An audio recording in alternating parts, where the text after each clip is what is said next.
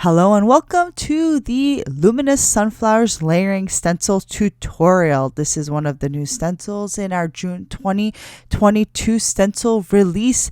This set has 5 stencils in the collection, 2 layers for the foliage, 3 for the petals, and a coordinating die available separately. Now this is what the panel will look like when it's completely blended, and this is what your panel will look like once you die cut it. Now let's get started with the ink blending. I'm starting off with stencil number 1, which is the first layer of the foliage. I'm going to use our Honeydew Dye Ink, and I'm just going to selectively ink up the foliage portions of this stencil. Now what's special about this stencil is that you actually have 2 elements. You have the first layer of the foliage, and then you have the first layer of the sunflower centers.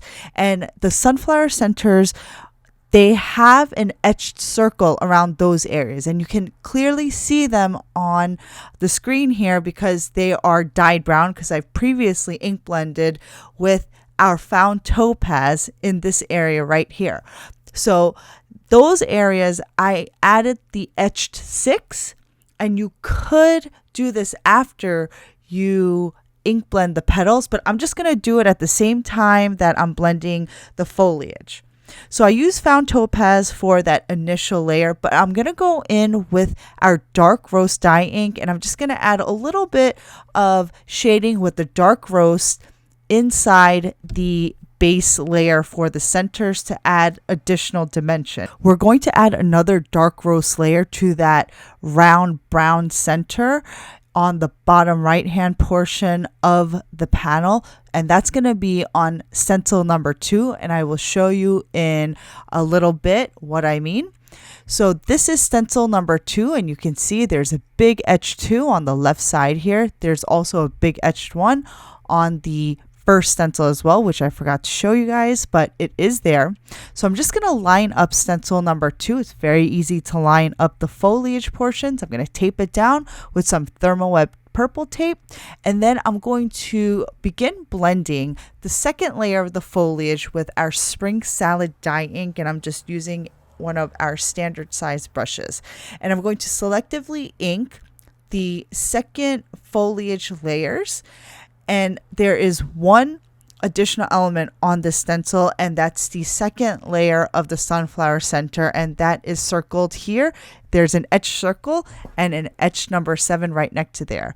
But I'm not going to wait till after the floral petals. I'm just going to do it at the same time, and I use dark roast again for that portion. So now stencil 2 is completely done. Now I'm moving on to stencil number 3. There's an etched 3 on the bottom left hand corner. It's faint, but it is there.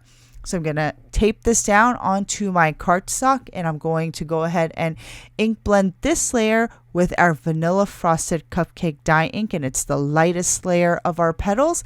I'm just going to go over the entire stencil with this lightest yellow hue.